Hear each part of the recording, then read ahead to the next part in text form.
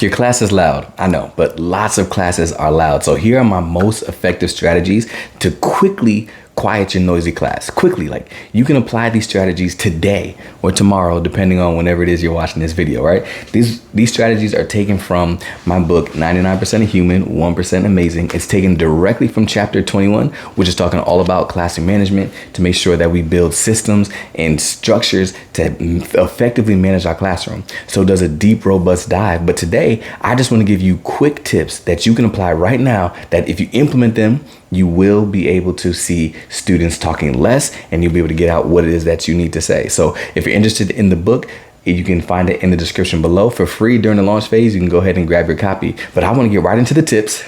And tip number one is to not speak over your students. Don't talk over them.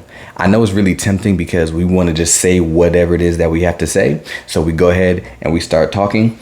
But what I need you to understand is if you're speaking and then you start to hear a little bit of chatter here and there, you start to hear students talking, and then you just get louder, that's not an effective way to get your message across for a couple of reasons.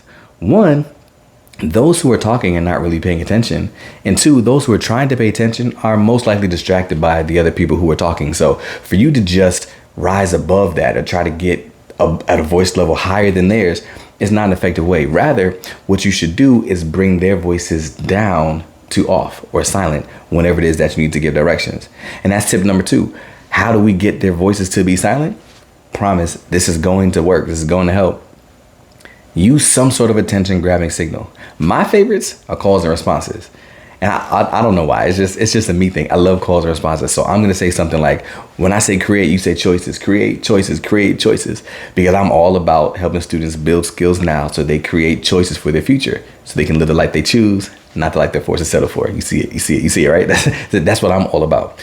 But you can use whatever call and response works for you. As a matter of fact, every time I make a video like this, somebody gives me an idea for a call and response. So the book is actually not finished writing yet. Give me a call and response and comment down below. Let me know your favorite call and response, and I'll actually include it in chapter 21 of the book. I'm going to feature my favorite call and response from this video in the comment section.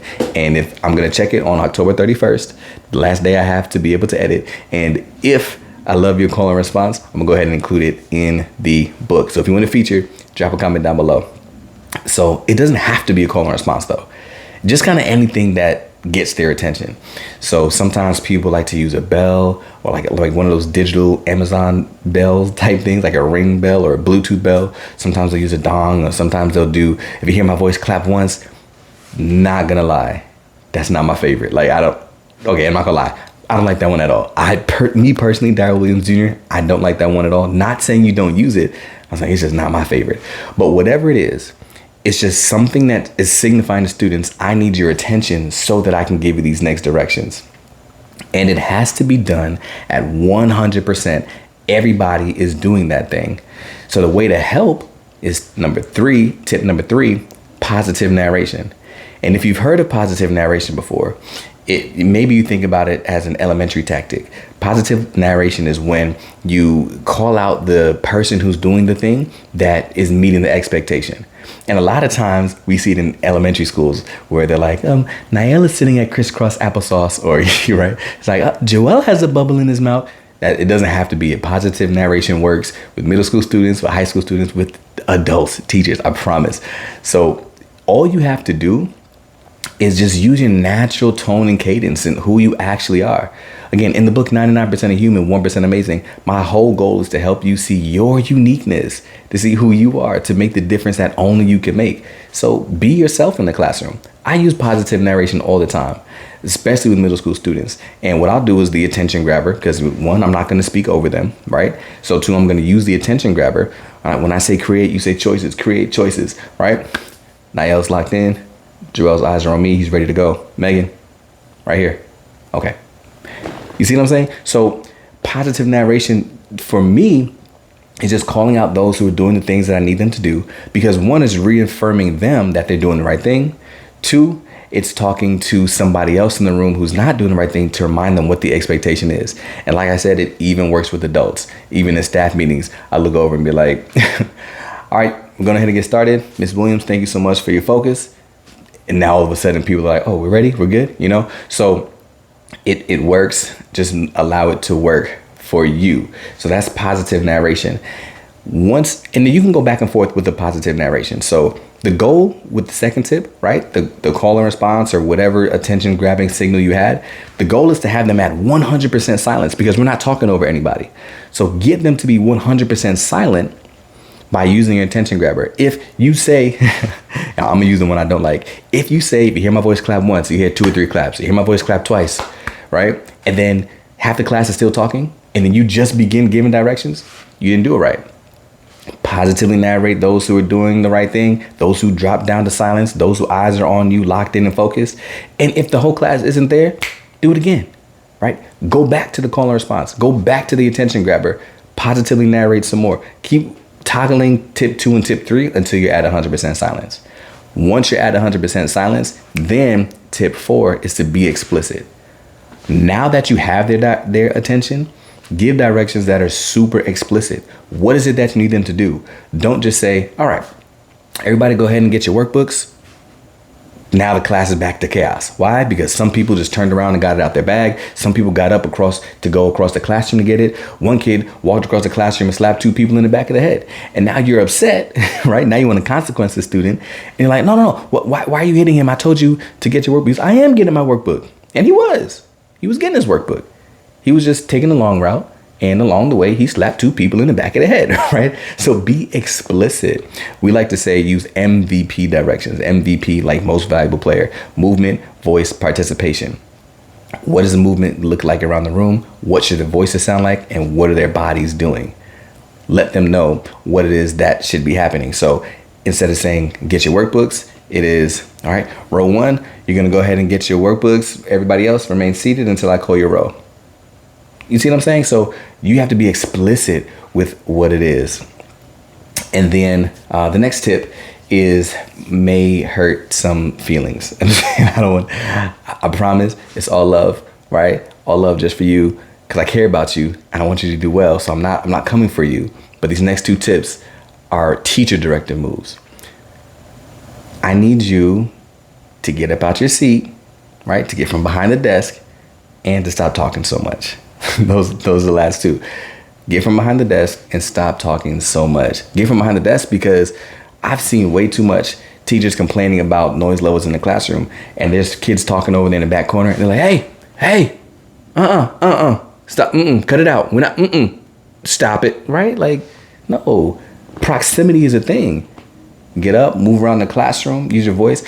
The perfect analogy that I like to think about is when I'm driving my car, if I happen to be going a little bit above the speed limit, which occasionally may happen from time to time, if I'm going above the speed limit and I see a police officer, like I'm gonna tap the brake, you know, like I'm just gonna tap the brake a little bit, just decelerate a little bit, you know, because I don't want to get a ticket. But if I don't see a police officer, I'm just gonna keep rolling and do what I'm doing. Proximity matters.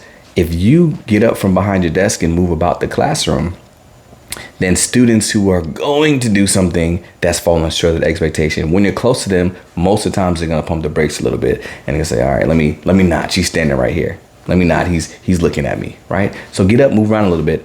And when I say stop talking so much, I mean stop talking so much. I don't know a better way to put it. Sometimes we feel like because we're the teacher, we have to be the one that's doing all the talking and all the instruction.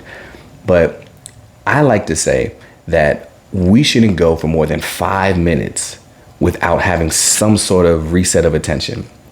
Whether that's a turn and talk, whether that's students being able to call out responses, whether that is a call and response where you're just kind of reinforcing something that you just went over, allowing students to reflect over it. In a 20-minute span, you shouldn't be talking for 20 minutes straight. In a 15-minute span, you shouldn't be talking for 15 minutes straight. I like to say, I literally did this when I was teaching. I don't have my watch on right now, but I would set my watch timer for 5 minutes. And it would vibrate every 5 minutes. And that was reminding me it's time to reflect. It's time to reset the attention. It's time to help students, to have students speak or interact or whatever it is. And then now I don't need the timer anymore. Now I'm just kind of naturally doing it. But when I am observing classes, there are so many teachers who are talking for such a long period of time, and students are bored out of their mind. And it's not because your content is not interesting. It's not because you're not a fun and engaging person. It just, I'll put it like this. Beyonce is one of the most amazing singers, right? And people love listening to her music. You may be a huge Beyonce fan, but you may hear the song Halo and sing along with it to the top of your lungs. And you may say, man, I got to hear that again. You play it back again. The third time, you may not play it a third time, but like, you're not going to play it 18 times. Like 22 times is a bit crazy. Even at some point, no matter how great Beyonce's voice is, you're ready for something else. So if you're speaking for 20, 30, 40 minutes straight, sometimes students are like, that's enough of that. So now I'm getting bored, and now I'm starting to find myself doing some other things. So with all respect and love, I just want to say, stop talking so much.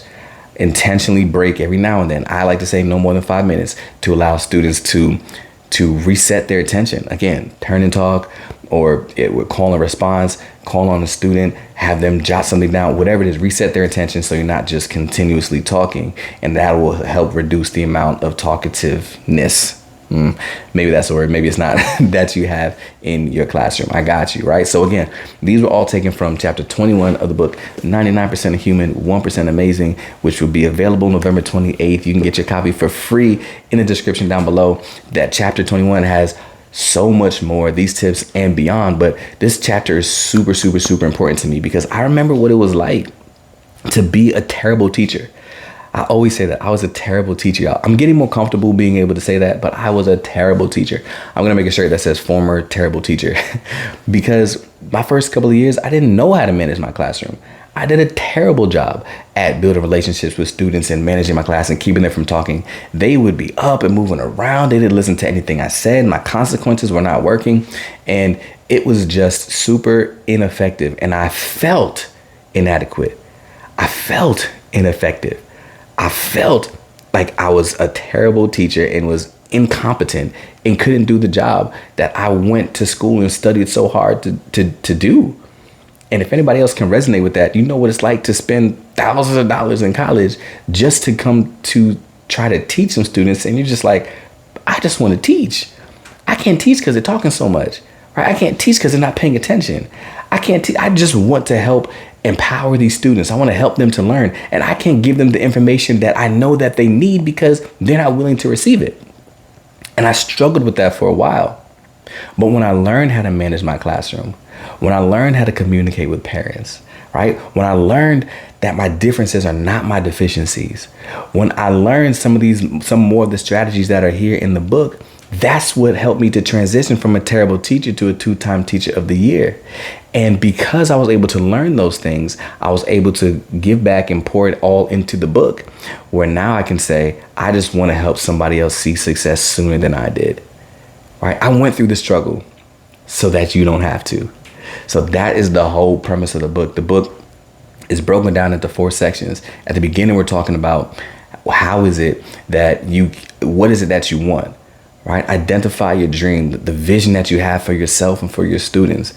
What do you want to be true because of your impact and your interaction with those students, right? What are you going to help them to become?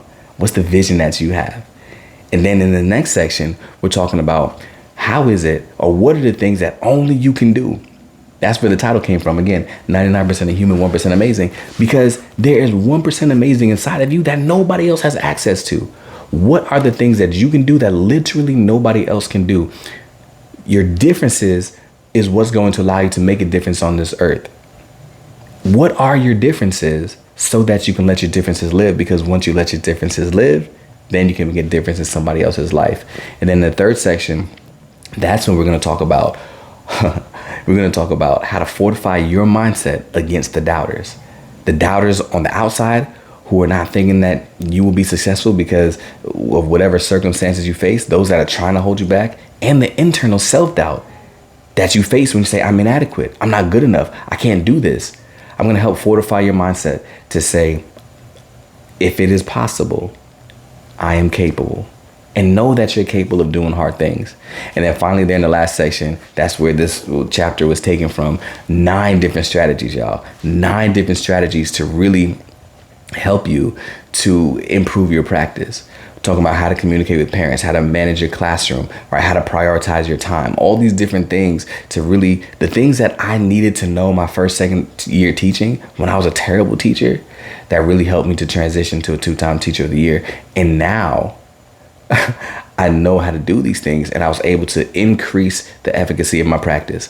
The whole purpose of the book is to help you to find clarity in your purpose and increase efficacy in your practice so that you can make the difference that only you can. That's 99% of human, 1% amazing. And again, during this pre-launch phase, it's yours, absolutely free. You can go ahead and get it in the description down below. It's releasing on November the 28th. I'm super excited to get it into your hands. I know it's going to provide so much value for you because it's the book that I needed when I was struggling the most, and I just want to help somebody else see success sooner. So follow along with the journey. I'm going to release a video about it weekly until the book comes out. And then even after, maybe I'll release some more videos as we follow up, maybe do some read alouds and things like that. So I am super excited. In the next video, we're going to talk about some of the triumphs and some of the challenges that I faced while writing the book. So subscribe so that you don't miss that. In the meantime, I'm going to link another video here that is going to talk about a deep dive into classroom management, again, similar to what's in chapter 21. So if these quick tips were helpful, that deep dive is going to be super helpful. Go ahead and check it out, and I'll see you in the next one.